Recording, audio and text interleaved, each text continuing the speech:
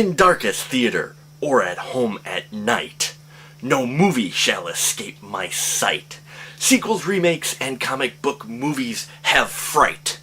Beware my show, the final cut, tonight.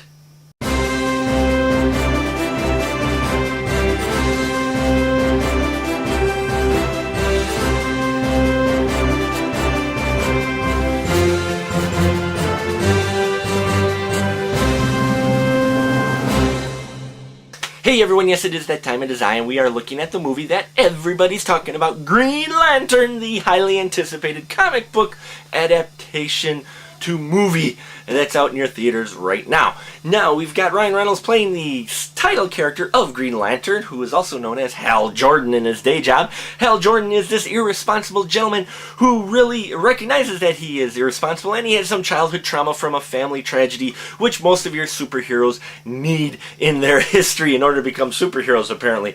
Anyway, so the ring, one of the Green Lantern rings that's attached to one of the Green Lantern guys who crashes on Earth, a guy dies, and the ring chooses Hal Jordan, to the surprise of Hal Jordan, because he's like, I'm the most irresponsible guy on Earth, why would you want to give me this full responsibility, okay?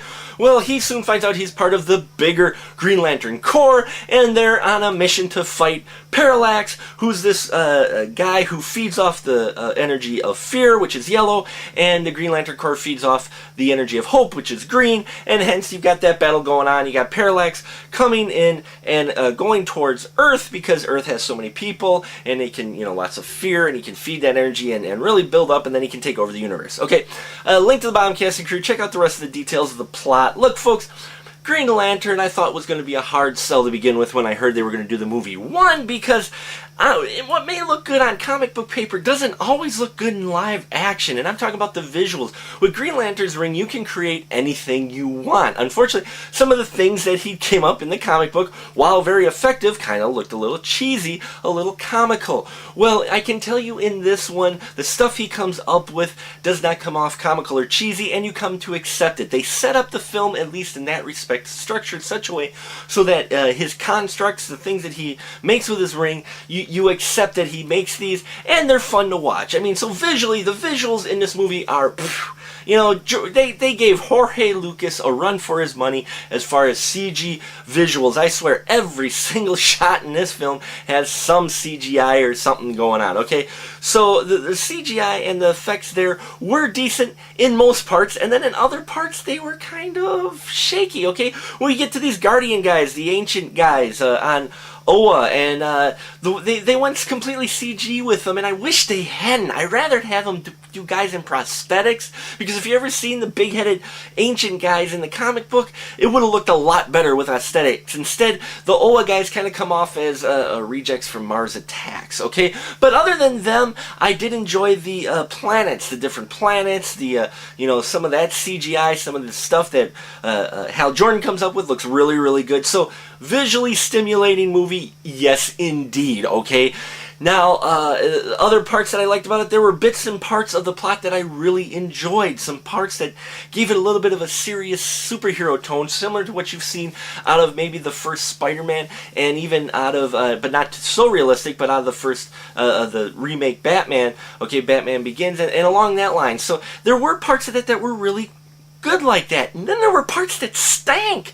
This script seemed pieced together. I mean, they had like 4 or 5 writers, and you can tell because parts of this movie really cool, and then there were parts where there's gaping holes, okay, and some things that just didn't make sense.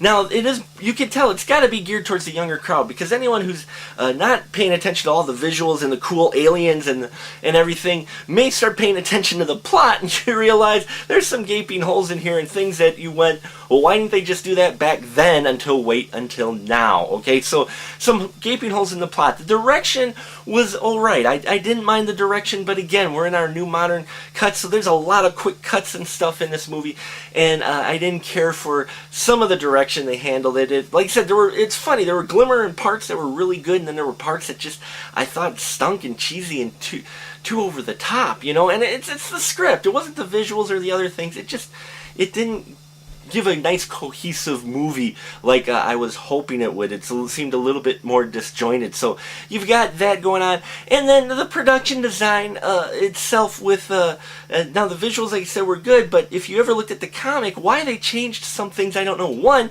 why the hell did they go to the CGI suit? I can tell you why. Because visually, it looks better. If you go with the green suit that doesn't glow, okay, you can't get those extra cool visuals in there to stimulate the brain, okay? Even though it would stay truer to the comic book and it would still look good, they decided, oh, it'll look even better if it glows. So I didn't quite care for the CGI suit. Okay, Ryan Reynolds does well, though, acting within the CGI suit, so he kind of makes it acceptable, and you kind of forget about the suit after a while of just exactly how well it glows, okay? And then there's the lantern. They changed the lantern design. Why don't just make it look like a lantern? It'd be kind of cool to look like a vintage lantern, but no, they made it look like kind of a glowing green shark's egg or something, you know, excuse me. So, Green Lantern, I had to give 2.5 stubs. Okay, visually stimulating is great, but once you start paying attention to the actual film, you realize there's plot holes, and their thing was just pieced together. It seemed rushed, and I really wish they could have given it its full potential and made it a more solid movie, but instead you kind of just get this movie that the kids will probably enjoy, but you, as maybe an older comic book fan, will go, I'd rather go read the book.